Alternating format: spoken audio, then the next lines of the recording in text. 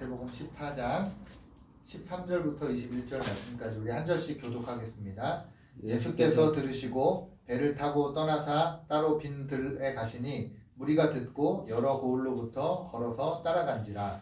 예수께서 나오사 그 무리를 보시고 불쌍히 여기사 그 중에 있는 병자를 고쳐 주시니라. 저녁이 되매 제자들이 나와 이르되 이곳은 빈들이요 때도 이미 저물었으니 무리를 보내어 마을에 들어가 먹을 것을 사 먹게 하소서. 예수께서 이르시되 갈 것 없다. 너희가 먹을 것을 주라. 제자들이 이르되 여기 우리에게 있는 것은 떡 5개와 물고기 2마리 뿐이니이다. 이르시되 그것을 내게 가져오라 하시고 무리를 명하여 잔디 위에 앉히시고 떡 5개와 물고기 2마리를 가지사 하늘을 우러러 축사하시고 떡을 떼어 제자들에게 주시매 제자들이 무리에게 주니 다 배불리 먹고 남은 조각을 12바구니에 차게 떼었으며 먹은 사람은 여자와 어린이 외에 5,000명이나 되었더라. 아멘.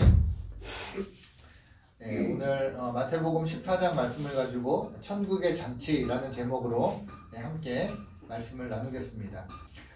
예수님이 인간의 몸을 입고 이 땅에 오신 목적이 분명하죠. 왜냐하면 죄에 빠진 인간들을 좀 구원해주기 위해서, 죄에 매여 살아가는 그들을 구원해서 천국 백성 삼아주시기 위해서라는 분명한 목적을 가지고 예수님이 이 땅에 오셨습니다. 예수님 없이는 우리의 마음과 생각이 그리고 우리의 행동이 예수님이 없다면 선한 것이 우리 안에서 도저히 나아갈 수 없습니다. 예수님 없이도 교회 다니지 않으면서도 선한 행동을 하고 봉사활동을 하고 남모르게 돕고 이런 사람들도 사실은 많이 있잖아요. 그죠? 그런데 그 내면에는 내가 봉사활동을 한다라는 자기 의 혹은 아무도 모르게 한다라는 자기 만족 그런 것들이 다 있더라고요. 그래서 사실은 예수님 없이는 그 어떤 선한 행동도 선한 모습도 어떤 봉사도 예수님 없이는 다 의미가 없습니다. 그 누구도 그 어떤 방법으로도 예수님 없이는 우리는 절대로 선한 행동을 또 구원을 받을 수 없습니다. 예수님께서 우리를 구원하시기 위해 이 땅에 오셨고 우리의 모든 죄를 대신 지시고 십자가에 죽으심으로 말미암아 우리의 죄값을 대신 지불하셔서 우리의 구원을 예수님이 완성해 주셨는데 여러분 이것이 복음이고 이것이 기독교의 가장 중요한 핵심 교리잖아요. 그죠? 다들 아시잖아요. 이 자리에 계신 분들은 아마 이 사실에 대해서 예수님 믿으십니까? 라고 얘기할 때 저는 안 믿어요. 예수님 믿으십니까? 라고 얘기할 때 그럼요. 예수님이 나를 위해 이 땅에 오셨고 나의 죄를 위해 십자가에 죽어주셨고 내가 그것을 믿습니다. 라고 아마 다들 그렇게 고백을 하실 거예요. 그게 복음이잖아요. 그죠? 아마 다들 그렇게 고백하실 것입니다. 여러분 그런데 한 가지 질문을 좀 드리고 싶어요. 그 복음이 여러분들이 고백한 그 복음이 여러분들의 삶에서 어떻게 나타나고 있습니까? 그냥 내가 예수님 믿었으니까 천국 가겠지. 난 하나님의 자녀지. 난 막연히 의인이지. 나는 구원받은 사람, 택함받은 사람이지. 이게 아니라 그거 말고 여러분들이 믿고 있는 그 복음이 여러분들의 삶에서 어떻게 나타나고 있습니까? 아주 구체적으로 직장 안에서 우리 학생들도 있는데 학교 안에서 여러분들이 복음을 듣고 예수님을 믿는 사람으로서 그 복음의 삶이 학교 안에서 혹은 가정 안에서 어떻게 나타나고 있습니까? 사람들과의 관계 안에서 그 복음이 어떤 구체적인 모습으로 여러분들 삶 가운데 드러나고 있습니까? 예수님이 나를 위해 십자가에 대신 죽어주셨고 그로 말미암아 나의 모든 죄가 눈보다 더 이게 깨끗하게 휘어졌고 그래서 예수님으로 말미암아 나는 의로운 사람이고 나는 하나님의 자녀고 천국 백성임을 믿습니다 라는 이 믿음 진짜 중요한 거예요. 그죠? 제가 복음의 핵심을 한 문장으로 되게 짧게 정리했는데 이거 중요한 거예요. 성경에 말하고 있는 핵심입니다. 굉장히 중요합니다. 그런데 여러분 이 믿음과 이 고백이 진짜가 되려면 예수님처럼 복음으로 살아가려면 그러면 우리에게는 반드시 필요한 것이 있습니다. 우리가 그냥 막연히 예수님 믿습니다. 내가 천국 백성입니다. 하나님의 자녀입니다. 이게 아니라 삶에서 복음의 능력이 나타나려면 예수님이 이 땅에 오셔서 살아갔던 것처럼 우리들도 그 비슷하게 예수님을 닮아서 살아가려면 우리에게 분명히 필요한 것이 있습니다. 여러분 복음으로 살아간다는 것이 어떤 걸까요? 구체적으로 저는 그렇게 생각해요. 복음으로 산다는 것이 그냥 뜬구름 잡는 것처럼 예수님 믿는 거지 그냥 착하게 사는 거지 정직하게 사는 거지 이렇게 하는 게 아니라 여러분 복음으로 살아간다는 것은 분명하게 우리에게 성경이 어떻게 사는 삶인지를 이야기하고 있습니다. 예수님의 삶을 보면 예수님의 사역을 보면요 복음으로 살아간다는 것이, 내가 복음으로 삶을 산다는 것이 무슨 의미인지 아주 정확하게 예수님의 삶을 통해서 볼 수 있는데, 만약에 복음이 믿습니다 라는 고백이 전부고 복음 안에 예수님이 사셨던 것처럼 그런 복음의 삶이 빠져 있다면, 내 삶 안에, 그렇다면 여러분 예수님이 굳이 한번 생각을 해보시면 30년 동안 사셨잖아요. 목수로서, 그의 아버지의 목수를 도와서 목수로서 가정에서 사신 거예요. 우리처럼 밥을 먹고 잠을 자고 나가서 목수 활동을 하시고 일을 하고 뭐 피곤하시기도 하시고 쉬시기도 하시고 주무시기도 하시고 우리처럼 30년을 사신 거예요. 그리고 나서 30년 그 이후에 3년이라는 시간 동안 어떻게 했습니까? 예수님이 제자들과 함께 제자들을 가르치기도 하고 많은 무리들이 올 때 그 무리들과 함께 기적을 보여주기도 하고 또 고치시기도 하고 귀신 들린 자 귀신을 쫓아내시기도 하고, 그리고 시간 될 때마다 예수님이 따로 홀로 가셔서 기도하시기도 하시고, 또 무엇보다 중요한 거는 그 예수님 부르셨던 그 제자들을 집중적으로 계속해서 많이 가르쳐 주시잖아요. 그죠? 자, 무슨 얘기냐면 그냥 우리가 아까 제가 말씀드린 복음이라고 할 때 나 예수님 믿습니다. 예수님 나를 죄를 위해 십자가에 죽으셨습니다. 내가 그거 믿습니다. 땡! 이게 아니라는 거예요. 예수님이 사셨던 것처럼 예수님이 30년 동안 사시고 3년 동안 사역하셨던 것처럼 그렇게 살아가는 것이 복음의 삶을 사는 거예요. 무슨 얘기예요? 우리의 삶 가운데도 예수님이 하셨던 것과 같은 삶을 우리도 살아야 된다. 그래야 우리가 복음으로 사는 것이다 라고 성경은 우리에게 분명하게 보여주고 있는 것입니다. 참 안타깝게도 많은 그리스도인들이 예수님을 믿고 나는 복음을 믿습니다. 복음으로 살아갑니다 라고 하는데 삶에서 복음의 그 어떤 열매도 나타나지 않아요. 복음의 능력이 나타나지 않습니다. 왜 그럴까요? 복음으로 살지 않기 때문에 그렇습니다. 그냥 주일만 교회 와서 주일만 지키고 내가 그냥 구별해서 11조만 드리고, 그리고 내가 어디 가서 물어볼 때 나 예수님 믿습니다. 교회 다닙니다. 나 집사입니다. 나 장로입니다. 나 권사입니다. 라는 거에 만족을 하고 있지, 구체적인 삶에서, 가정 안에서, 학교 안에서, 직장 안에서 진짜 예수님이 사셨던 그런 삶을, 복음으로 삶을 살아가고 있지 않기 때문에 복음의 능력이, 삶의 변화가 우리 가운데 나타나지 않는 것이죠.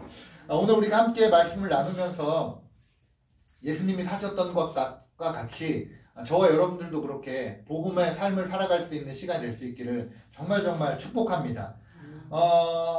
예수님이 그러면 어떻게 사셨냐? 마태복음 9장 35절 말씀을 한번 찾아볼까요? 거기에 예수님이 복음으로 사신 것을 한 절 말씀 안에 딱 기록해 놓고 있거든요. 핵심을. 우리 마태복음 9장 35절 말씀을 한번 같이 읽어보겠습니다. 마태복음 9장 35절 말씀입니다. 네, 같이 읽겠습니다. 예수께서 모든 도시와 마을에 두루 다니사 그들을 회당에서 가르치시며 천국 복음을 전파하시며 모든 병과 모든 약한 것을 고치시니라. 아멘. 예수님의 사역에 대해서, 예수님이 복음으로 사셨던 삶이 어떤 삶인지에 대해서 우리 성경 말씀 안에 한 구절 안에 분명히 기록하고 있죠. 세 가지를 얘기하고 있죠. 뭐 하십니까? 첫 번째는 가르치셨다. 뭘 가르치셨어요? 성경을 가르치시는 거예요. 하나님 말씀을 가르치는 거예요.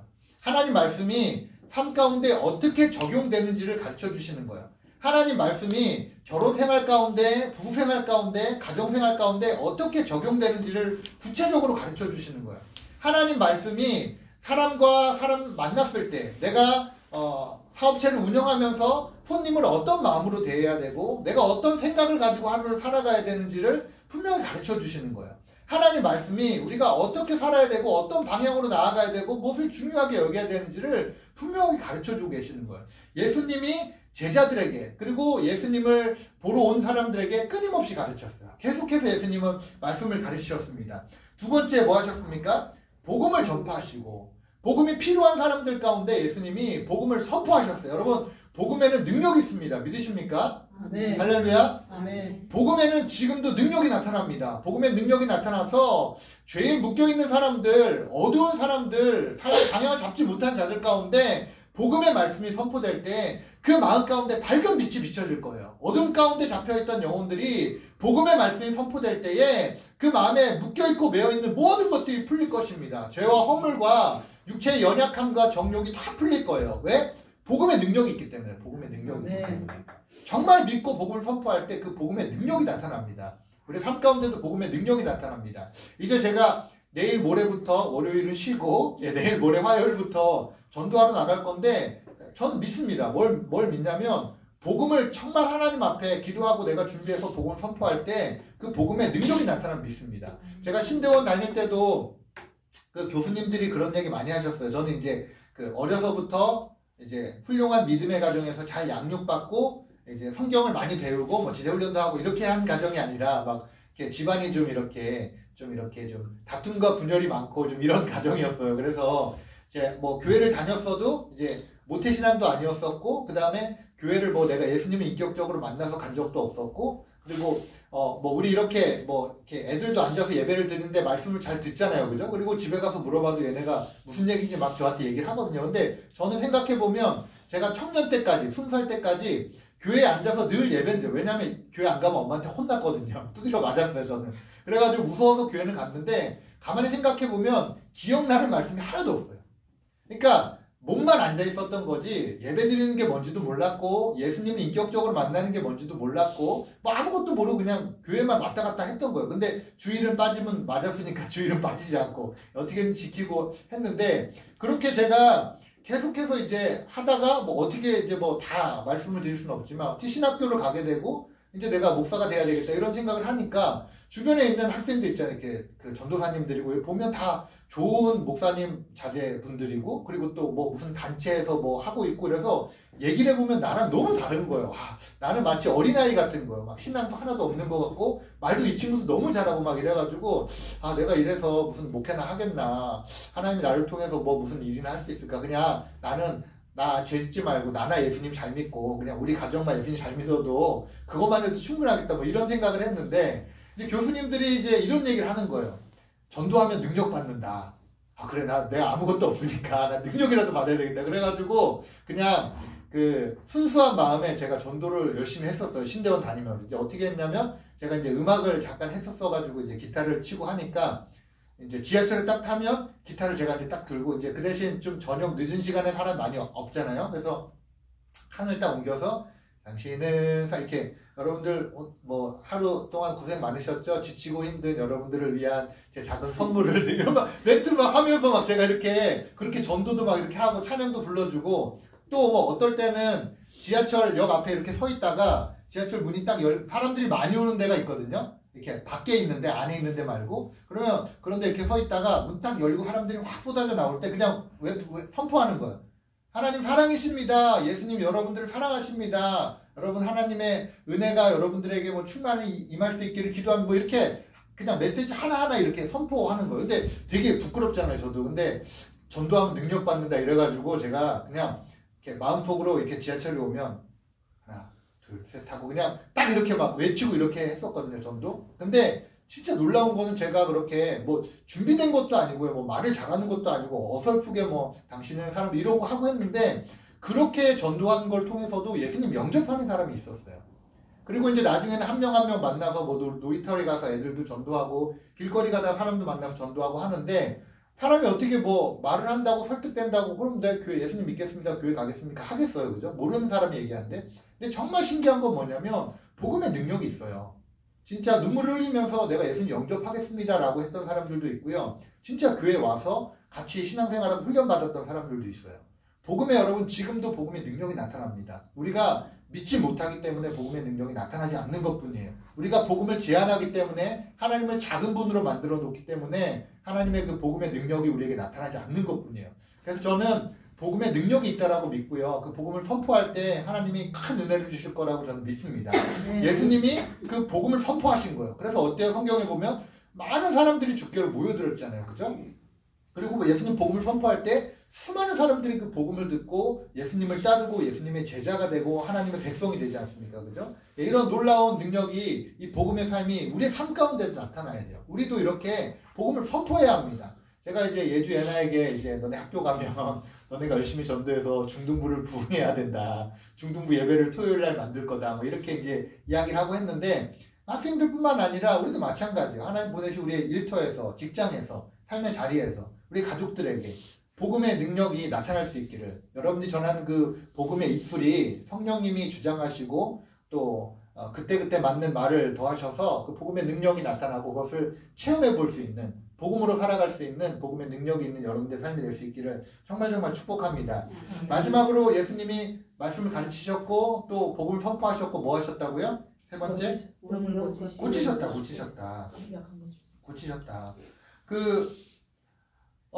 우리가 너무 영적인 것만 생각을 해서 예전에 선교 나갈 때도 빵을 주는 것보다 가서 복음을 주는 게 그 사람들에게 좋다. 잠깐의 뭐 배를 채우는 것보다 그 사람의 영혼을 위해서 복음을 전해주고 성경책을 한 권 주고 오는 게 좋다. 이렇게 그 선교를 그런 마인드로 접근했던 때도 있었어요. 그런데 요즘은 이렇게 많이 바뀌어가지고 예전에는 한동안 그랬었는데 지금은 아니다. 먼저 빵을 줘야 된다. 그래야 마음이 열리고 복음을 받아들일 수 있다. 그래서 빵을 주고 그들의 필요를 채워주고 우물을 파주고 삶의 터전을 바꿔주고 뭐 염소 같은 거를 한 마리 뭐 보내서 그걸 통해서 수익을 얻을 수 있게 해주고 그들이 재정적인 어떤 활동을 할 수 있도록 뭔가 기틀을 마련해주고 이런 식으로 많이 바뀌었거든요. 선교라는 것 자체가. 근데 여러분 예수님도 가만히 보면 영적인 일만 하신 게 아니에요. 말씀만 전하시고 뭐 복음만 선포하신 게 아니라 어때요? 예수님께 오는 사람들의 필요를 예수님이 채워주셨어요. 아픈 사람들이 가면 어때요? 외면하지 않으셨습니다. 만져주셨고요. 그 아픔을 예수님이 치유해 주셨어요. 귀신 들린 자 어떻게 하셨어요? 외면하지 않으셨습니다. 그 귀신을 쫓아내 주셨어요. 마음이 우울한 자, 도움이 필요한 자, 예수님이 정확하게 그들의 필요를 보시고 그들의 육체의 필요를 예수님이 다 채워주셨어요. 여러분 이 세 가지가 예수님이 하셨던 사역의 가장 중요한 핵심입니다. 가장 중요한 핵심. 자, 한번 정리해 볼게요. 뭐라고요? 복음으로 산다는 것이 뭐라고요?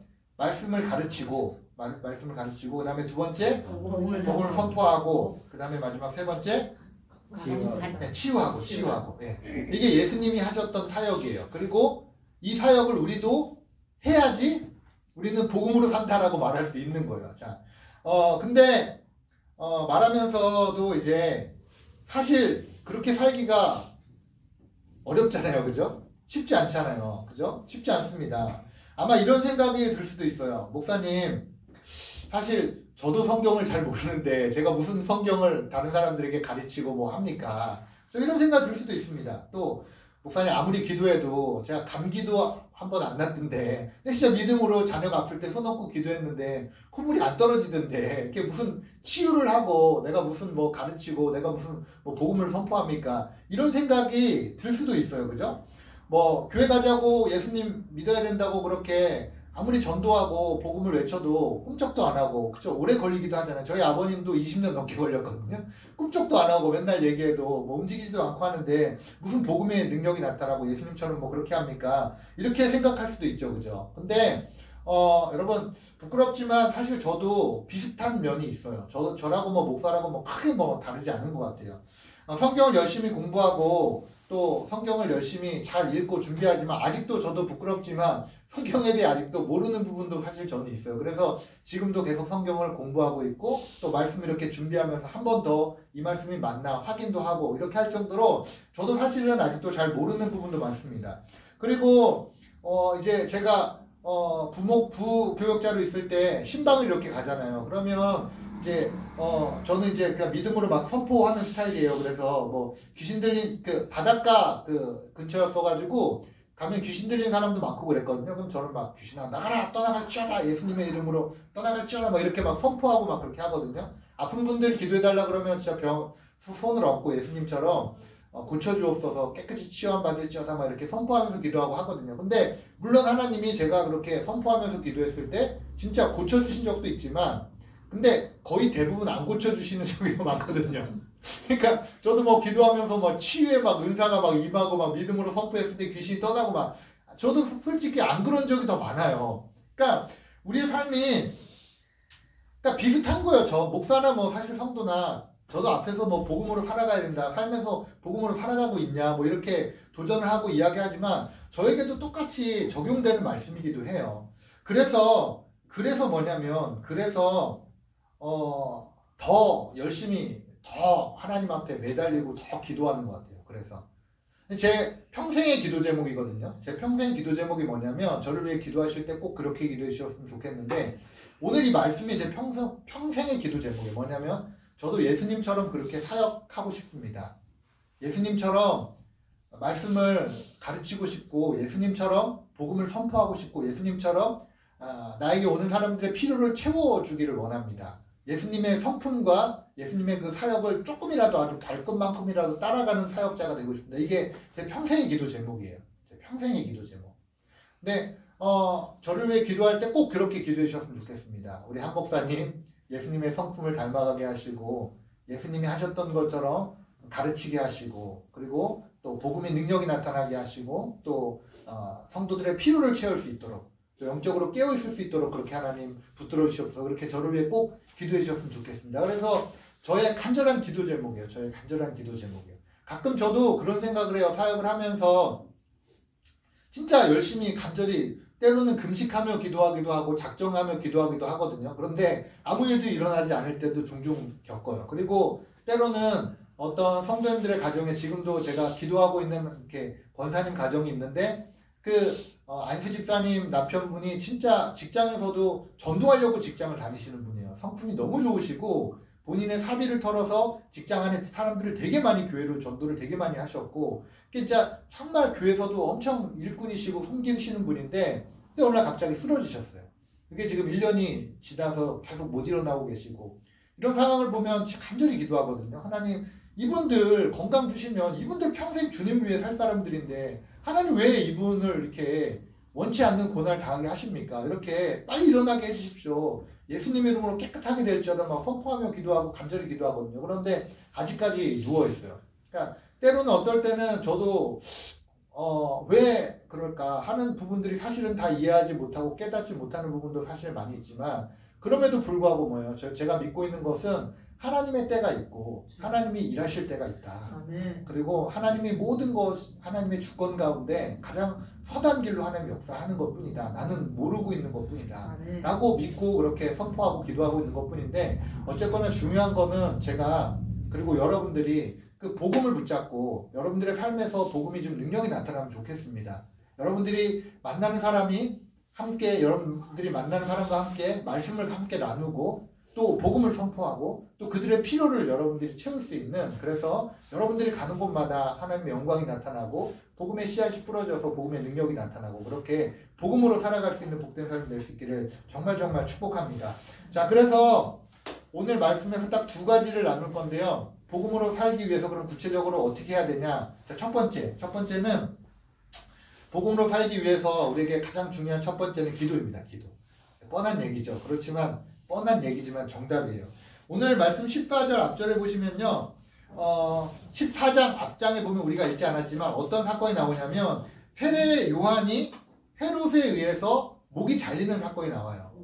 그러니까 예수님을 전하고 복음을 전했는데 그러니까 순교당한 거죠. 순교당한 사건이 나옵니다. 자, 상황이 지금 어때요? 좋지 않아요. 예수님 믿는 사람들이 지금 위기에 몰린 거예요.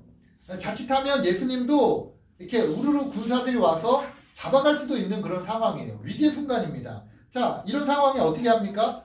예수님이 하실 사역이 많잖아요. 큰 분이지 않습니까? 그러니 자신의 안전을 좀 생각하고 좀 안전한 곳에 가서 몸을 좀 피해 있거나 뭐 당분간 조용히 있거나 뭐 이렇게 해야 되는데 14절 말씀에서 보시면 예수님이 어디로 가십니까? 빈들로 가셨다라고 나옵니다. 빈들. 제자들과 뚫뚫 뭉쳐다니면서 야 나를 보호해. 내가 없어지면 안 되니까 내가 잡혀가면 안 되니까 위험하니까 나를 이게 아니라 홀로 예수님이 어디로 가셨다고요? 빈들로 가셨어요. 빈들에 왜 가셨을까요? 거기 뭐하러 가셨을까요? 기도하러. 상황이 좋지 않은데 위기인데 지금 자칫하다 잘못 잡혀갈 수도 있는데 홀로 빈들로 예수님이 왜 가셨을까요? 기도하러 가신 거예요. 기도하러. 여러분 예수님의 사역의 루틴을 이제 성경에 보면 신약 성경에 이제 보면 뭐 마태, 마가, 누가, 요한 사복음서라고 하잖아요, 그죠? 복음서에 보면 예수님의 하루 일과를 쭉 이렇게 적어놓은 것도 있거든요. 근데 가만히 살펴보면 예수님이 굉장히 엄청 바쁘셨어요. 그러니까 아마 분 단위로 초 단위로 아마 시간을 쪼개면서 사셨을 것 같아요. 한번 생각해 보세요. 예수님께 한번 기도하면 병이 낫잖아요. 그러니 그 당시에 예수님께 몰려드는 사람이 얼마나 많았어요. 지금 뭐 차가 있어서 뭐 금방 뭐 먼 거 장거리도 가고 뭐 숙박시설 잘 돼 있어서 잔다고 하지만 그 당시 먼 사람들이 다 보찜 하나 짊어지고 예수님 만나러 2박 3일 뭐 5박 6일 뭐 멀게는 뭐 이렇게 걸어왔는데 사람들이 문을 서 있는데 예수님 지금 새벽 2시니까 피곤해서 이제 그만해야 됩니다 하고 수습하셨겠어요? 안 그러셨을 거란 말이에요. 아마 상상해보면 예수님이 하루에 한두 시간 주무셨을까? 아마 못 주무실 적도 많이 있었을 것 같아요. 그런데 성경에 보면 이 얘기가 꼭 나와요. 예수님이 그렇게 바쁜 사역 가운데도 따로 시간을 떼서 한적한 곳으로 가셔서 반드시 하나님 앞에 기도하는 시간을 꼭 가지셨어요. 습관처럼 예수님 기도하셨어요. 아무리 피곤해도, 아무리 바빠도, 아무리 복잡한 일이 있고, 아무리 위급한 상황이 있어서도 예수님은 반드시 하나님 앞에 나아가서 기도하는 시간을 꼭 가지셨습니다.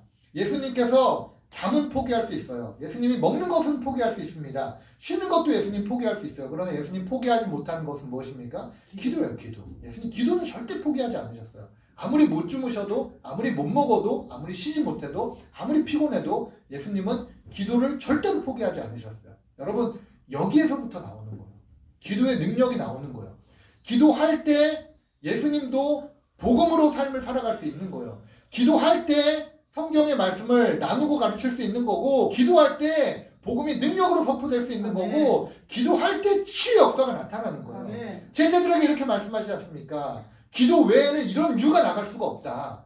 예수님 왜 예수님은 되는데 우리는 안 됩니까? 예수님이 제자들에게 다 주셨거든요. 이미 제자들을 파송하시며 귀신을 제하는 권능과 아픈 자에게 손을 얹고 기도한 즉 낫는 권능과 예수님 필요한 것들이 이미 다 주셨어요. 그 제자들에게. 이미 우리에게 있어요. 그런데 그 권능이 나가지 않는 이유가 뭐라고요? 기도하지 않기 때문이라는 거예요. 기도하지 않기 때문이라는 거예요. 여러분, 기도밖에 없습니다. 기도밖에 없습니다. 예수님도 그렇게 열심히 기도하셨다면 우리는 예수님보다 더 열심히 기도해야 하지 않겠습니까? 예수님도 기도하지 않고는 그 마귀의 유혹과 시험과 또 십자가 상에서 그 달콤한 그 게임에 예수님도 기도하지 않고는 이기실 수가 없으셨던 거예요. 그래서 그토록 하나님 앞에 간절히 기도하셨고 시간을 정해서 기도하셨다면 우리는 더 기도해야 하지 않습니까? 세상이 얼마나 악합니까? 핸드폰 하나를 가지고 나가서 볼 때 죄지을 만한 거, 우리의 마음을 빼앗길 만한 거, 세상에 우리의 마음을 쏙 빼앗아 버릴 만한 게 얼마나 많이 있습니까? 가끔 보면 이제는 청소년들까지도 뭐 학교 핸드폰으로 뭐 도박하고 뭐 핸드폰으로 이상한 사이트에 들어가서 음란물 시청하기도 하고 또 각종 뭐 악한 뭐 죄를 저지르기도 하고 이제는 수도권 같은 데는 뉴스에 나오기를 벌써 이제 중고등학생 애들이 마약도 이제 이렇게 뭐 미국이나 다른 나라 얘기가 아니라 우리나라에도 지금 심각하게 들어오고 있다 이렇게 이야기를 하는데 사단은 끊임없이 우리를 넘어뜨리려고 우리를 무너뜨리려고 우리를 죄 가운데 빠지게 하려고 얼마나 교묘하게 우리에게 접근하고 있습니까? 뭐 그런 얘기뿐만 아니라 하루에도 수시로 내 마음도 내 마음대로 되지 않지 않습니까? 근데 예수님 믿는데 뭐 왜 이렇게 잘 안 될까? 예수님 믿는데 왜 이렇게 복을 못 받을까? 예수님 믿는데 나 왜 건강이 여전히 안 좋을까? 예수님 믿는데 뭔가 왜 잘 풀리지 않을까? 예수님 믿는데 내 자녀는 왜 이렇게 뭔가 남들보다 뛰어나는데 그렇지 못할까? 이런 생각이 사실은 목사지만 저도 한 번씩 들거든요. 뭐예요? 끊임없이 사단 우리의 마음을 흔들어요. 야, 너 그렇게 헌신할 필요 없어. 적당히 살아야지. 개척교회 한다고 누가 오겠어? 개척교회 한다고 뭐 누가 좋아해? 교회에서도 뭐 처음에 뭐 조금 지원해 주지만 나중 가면 안 돼. 너 살 길 찾아야지. 너 일해야 돼. 너 그런 거보다 차라리 어디 다른 데 가는 게 나아. 이런 마음 저도 끊임없이 이런 마음이 들기도 합니다. 그래서 뭐 해야 되는? 그래서 우리는 더 뭐 해야 되는 거예요? 기도해야 되는 거. 기도해야 되는 거. 기도로 우리의 마음을 지키는 거야. 아무리 바빠도 아무리 정신이 없어도 아무리 급한 일이 있어도 아무리 피곤해도 기도할 때 우리가 복음으로 삶을 살아갈 수 있는 거예요. 저와 여러분들이 기도하는 저와 여러분들 될 수 있기를 정말 축복합니다. 우리 주께로교회 기도의 불이 임하는 정말 기도가 뜨거운 주께로교회 될 수 있기를 정말 축복합니다. 매일 6시 여기서 묵상 나눔으로 새벽마다 뜨겁게 기도회가 진행되고 있습니다. 함께 참석하셔서 결단하셔서 예수님처럼 그렇게 기도의 시간을 늘려가셨으면 좋겠고요. 또 교회까지 못 오실 수도 있잖아요. 그죠? 그러면 꼭 교회 와서 기도하는 것만이 전부는 아닐 수 있어요. 그죠? 운전하면서 차 안에서도 얼마든지 기도할 수 있고요. 오히려 차 안에서 찬양 크게 틀어놓고 부르짖어 기도할 수도 있고요. 너무 좋은 공간이고 집에 가서도 자기 전에 기도하고 자고 아침에 일어나서 기도하고 직장에 가면 딱 출근하면 애견센터 딱 출근하면 딱 보니까 성경책 딱 펴놓고 막 쓰고 계시더라고요. 딱 문 닫아놓고 또 성경 쓰고 성경도 읽지만 주여 한번 부르고 하나님 오늘도 이곳에 오고 가는 많은 사람들 축복하여 주옵소서 하나님이 보내주시옵소서 하나님 이 사업체를 통해서 마음껏 하나님이 하게 도와주시옵소서 하나님 앞에 간절히 부르짖고 기도하고 하루 시작하는 거예요. 또 마라탕집 축복하면서 막 문 닫아놓고 막 뭐 기도하고 하나님 이 마라탕집 통해서 하나님 복을 부어주시고 또 요새 오가는 많은 사람들한테 축복해주시고 하나님 잘되게 하셔서 더 섬기고 내가 봉사할 수 있도록 하나님 축복해주세요. 막 기도하고 하루 시작하는 거예요. 그렇게 기도할 때 우리의 삶에 복음의 능력이 나타나기 시작할 거예요. 예수님처럼 우리도 하나님 말씀을 나눌 때 그 말씀이 영향력이 있어서 한 사람의 인생을 바꿀 것이고요. 복음이 선포될 때 그 복음이 능력으로 나타날 것이고, 그리고 사람을 볼 때 그 사람의 필요를 알고 그 사람을 위해서 기도할 때 기도의 응답을 받고 예수님처럼 기적을 체험하고 이적을 체험하는 그런 저와 여러분들 복음의 능력으로 살아갈 수 있는 저와 여러분들의 복된 삶이 될 수 있기를 정말 정말 축복합니다. 두 번째 뭘까요? 첫 번째는 기도다. 두 번째는 뭐냐면 불쌍히 여기는 마음입니다. 불쌍히 여기는 마음. 불쌍히 여기는 마음. 우리 14절 말씀을 한번 같이 읽어보겠습니다. 예수께서 나오사 큰 무리를 보시고 불쌍히 여기사 그 중에 있는 병자를 고쳐주시니라. 불쌍히 여기사 그 중에 있는 병자를 고쳐주셨다. 예수님께서 큰 무리를 보고 어떻게 여기셨다고요? 불쌍히 여기셨다. 이 불쌍히 여기셨다는 단어의 원어를 찾아보면요, 심장이 이렇게 막 찢어질 것 같은, 막 이렇게 쥐어짜는 것 같은 그런 고통을 이야기하거든요. 그러니까 예수님이 무리를 볼 때 그 마음이 있으셨다는 거예요. 아이고 하루 종일 밥도 못 먹고 굶고, 아이고 내 새끼, 아이고 마음이 너무 아프다, 이런 마음이 있으셨다는 거예요. 아이고 한평생 죄에 묶여 살아가고 있네, 잘못된 방향으로 살아가면서 얼마나 스트레스 받았을까, 아이고 어떻게, 이런 마음이 있다는 거예요. 우리 요즘에 나가보면 그 경제가 너무 어렵잖아요. 5만 원 들고 마트 가면 장 볼 거 하나도 없잖아요. 그죠? 뭐 조금만 사도 10만 원 넘어가고, 이번 달 이자는 어떻게 해야 되나, 아이고 내가 내 새끼들 책임져야 되는데 내가 어떻게 감당해야 돼, 이런 생각할 때마다 우리 어때요? 불안하고 두렵지 않습니까? 그런 우리들을 보시면 예수님 뭐 어떠셨다는 거예요? 불쌍히 여기셨다는 거예요. 불쌍히. 너 참 너무 힘들게 살아가고 있구나. 너 참 너무 스트레스 받고 있구나. 너 누구에게 말 못할 아픔과 그 고민을 가지고 살아가고 있구나. 내가 너를 보니 마음이 너무 아프다. 라고 예수님이 어떤 마음을 가지셨다고요? 불쌍히 여기시는 마음을 가지셨다는 거예요. 제가 그 한 25년 전에 이제 저 군대를 다녀왔거든요. 여기 사람도 있는데 같은 부대에서 자칫하면 만날 뻔했는데, 군대를 갔다 왔는데, 제가 이제 군대 갔을 때 저희 어머니가 매일 우셨대요. 그러니까 아이고 얘가 군대 가가지고 밥이나, 그러니까 밥 먹다가 아이고 주성이가 밥이나 먹을까 하면서, 아이고 얘가 밥도 못 먹을 텐데 밥도 못 드시고 한 2달을 그러셨다 그러더라고요. 나중에 얘기하셨는데, 아이고 밥도, 이러다가 또 저녁에 이렇게 잘라고 누워있다가 아이고 얘는 추운데 뭐 이불이나 따뜻한 거 있나 잠자셔야 돼, 아유 이러면서 울면서 잘 주무시지도 못하고 밥도 못 먹고 주무시지도 못한 2달을 그렇게 하셨다고 하더라고요. 예수님이 불쌍히 여기셨다라고 할 때 그런 마음인 것 같아요. 어떤 마음이냐면 사랑하는 마음입니다. 사랑하는 마음. 내 자녀가 잘 되기를 원하는 마음. 내 자녀가 스트레스 안 받기를 원하는 마음. 저도 자녀를 키우지만 다 자녀가 있잖아요. 그죠? 자녀가 좀 잘 됐으면 하는 마음. 아프지 않았으면 하는 마음. 학교 가서 인싸가 됐으면 하는 마음. 그죠? 자녀가 좀. 그리고 공부도 좀 잘하고 친구들과도 좀 잘 어울리고, 그리고 좀 이렇게 잘 자랐으면 하는 마음. 이런, 키도 좀 더 컸으면 좋겠고 건강했으면 좋겠고, 이런 마음 있잖아요. 우리 예주에나도 그렇지만 어렸을 때 애들이 아프면 아기 때 이렇게 맞으면 애들이 막 엄청 울잖아. 막 빼려고 그러고 막 그러잖아요. 그럼 그때 부모의 마음이 어때요? 아 저거 차라리 내가 맞고 싶다. 차라리 내가 아팠으면, 차라리 내가 기침했으면, 이런 마음이 있지 않습니까? 그죠? 그게 뭐냐면 불쌍히 여기는 마음. 불쌍히 여기는 마음. 근데 우리는 그 마음이 가족에게 한정되고, 그리고 애들이 조금 더 크면 그 불쌍히 여기는 마음이 점점점 줄어들기 시작하는데, 근데 예수님은 어떠신 거예요? 가족도 아니에요. 모든 사람을 볼 때마다 그 사람의 필요를 보시고 그 사람을 불쌍히 여기셨다는 거예요. 아, 너 참 지금 힘들게 살고 있구나. 아이고 어떡하냐, 힘들겠다. 너 참 억울하구나, 지금 마음이 참 안 됐구나. 너 어떡하냐, 그렇게 힘들게 살아가냐. 너 몸이 그렇게 아파서 너 그렇게 힘들게 어떻게 살아가냐라고 예수님이 모든 사람을 볼 때 어떤 마음을 가지셨다고요? 불쌍히 여기는 마음을 가지셨다는 거예요. 불쌍히 여기는 마음. 여러분, 이 불쌍히 여기는 마음으로부터 복음의 능력이 나타나는 거예요. 복음의 능력.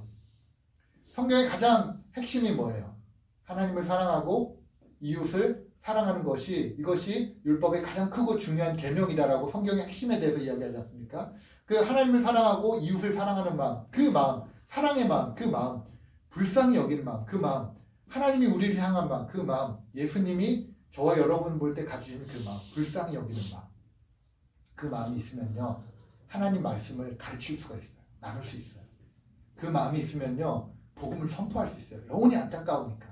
저 사람 저러다가 지옥 가는데, 저 사람 저러다가 한평생 힘들고 어렵고 우울하고 스트레스 받으며 살아갈 텐데 인생이 얼마나 지옥일까, 산다는 게 얼마나 힘겨울까. 그 불쌍히 여기는 마음이 있으면 복음을 전할 수 있는 거예요. 그 불쌍히 여기는 마음이 있으면 네가 지금 빵이 필요하구나, 네가 지금 따뜻한 말 한마디가 필요하구나, 너가 기도가 필요하구나, 너가 지금 아파서 힘들어하고 있구나. 필요가 보인다는 거예요. 누구처럼? 예수님처럼. 그 불쌍히 여기는 마음이 있어야 한다는 것입니다. 여러분 오늘 말씀에 14절 말씀을 19절부터 이제 밑에 절 말씀을 보시면 예수님이 무리를 보시고 불쌍히 여기셔서 병자를 고친 사건이 나오고 바로 이어서 이제 우리가 잘 아는 오병이어 사건이 나오잖아요. 큰 기적이잖아요. 그죠? 모든 복음서에 다 기록하고 있을 만큼 이 굉장히 중요한 사건인데 이 오병이어의 기적이 나오는데 그 19절에 보면 거기에 이런 4개의 단어가 나오거든요. 어떤 단어가 나오면 가지사, 그리고 또 보면 축사하시고, 그리고 떼어, 그리고 주심해라는 4개의 단어가 나와요. 근데 이 4개의 단어가 언제 쓰이냐면 전부 다 잔치를 열 때 쓰이는 단어예요. 잔치. 그러니까 연회장이 큰 잔치를 베풀어서 이제 가지사, 축사하시고, 떼어, 주심해라고 어떤 큰 잔치를 열 때 쓰이는 단어가 이 4개의 단어인 거예요. 그러니까 지금 예수님이 불쌍히 여기는 마음으로, 무리를 보시고 안타까워하시는 마음으로, 야, 너 참 힘들게 살고 있구나. 내가 마음이 너무 아프다. 너 참 인생에 스트레스 받으며 살고 있구나. 너 몸이 너무 힘들구나. 마음이 너무 아프다. 이런 마음으로 예수님이 지금 뭘 하고 계시는 거예요? 잔치를 베풀고 계시는 거예요. 잔치를. 어떤 잔치입니까? 천국의 잔치를 베풀고 계시는 거예요. 천국의 잔치를 지금 베풀고 계시는 거예요. 여러분 오늘 말씀 굉장히 단순합니다. 우리의 인생 예수님처럼 복음의 삶으로 살아가야 돼요. 근데 복음의 삶으로 살아가기 위해서 필요한 2가지가 뭐라고요? 기도해야 되고요. 불쌍히 여기는 마음을 가져야 돼요. 기도하며 불쌍히 여기는 마음을 가질 때 예수님처럼 우리도 잔치를 베풀 수 있는 거예요. 기도하며 불쌍히 여기는 마음을 가질 때 오늘 우리가 모여서 함께 드리는 이 예배가 하나님이 정말 기뻐하시고 생명이 흘러 넘치고 이 안에 회복과 치유와 하나님의 말씀과 복음이 선포되는 잔치가 열리는 거예요. 천국의 잔치가. 여러분들이 기도하고 영혼을 불쌍히 여기는 마음으로 가지고 가정으로 들어가면 그것 가운데 천국 잔치가 열리는 거예요. 잔치가. 그래서 여러분들의 가정 가운데 여러분들의 남편과 여러분들의 아내와 여러분들의 자녀 가운데 그 천국 잔치를 통해서 회복하고 살리고 치유받는 놀라운 역사가 나타나는 거예요. 하나님 말씀이 살아서 흥황하게 되고 복음의 능력으로 선포되게 되고 그리고 필요를 채우며 기적이 나타나고 아픈 자가 일어나게 되고 하나님의 놀라운 능력이 안에 나타나게 된다는 거예요. 여러분들이 기도하며 불쌍히 여기는 마음을 가지고 가게로 들어가면 그 안에 천국 잔치가 열린다는 거예요. 여러분들이 그 마음을 가지고 사람을 만나면 만나는 그 자리 가운데 하나님의 천국의 잔치가 열린다는 거예요. 그렇게 잔치가 열리고 그 잔치 안에서 하나님이 놀라운 생명력을 부어주시고 회복하시고 살리시고 말씀의 권능을 나타내시고 복음의 능력을 나타내시고 치유하시고 필요를 채우시는 은혜가 누굴 통해서? 기도하고 불쌍히 여기는 마음을 가진 나를 통해서 천국의 잔치가 열린다는 거죠. 오늘 말씀의 제목이 천국의 잔치예요. 천국의 잔치. 할렐루야. 우리 죽게로 교회가 천국의 잔치가 활짝 열리는 그런 교회가 될 수 있기를 정말 축복합니다. 여러분들 각자가 교회라고 하잖아요. 작은 하나의 교회. 여러분들이 가는 곳마다 가정으로 가면 가정 안에 천국의 잔치가 열려질 수 있기를 축복합니다. 여러분들 직장으로 가면 사업터로 가면 일터로 가면 그 일터 안에 천국의 잔치가 열려질 수 있기를 주의 이름으로 축복합니다. 여러분들 누굴 만나면 만나는 그 사람 가운데 천국의 잔치가 열어져서 그 심령이 회복되고 말씀 안에 순복하게 되고 복음의 능력을 받아들이고 하나님 주신 생명력을 받아들이고 하나님의 사람이 되는 천국의 잔치가 열어지는 그런 저와 여러분들의 복된 삶이 될 수 있기를 주님의 이름으로 축원을 드립니다.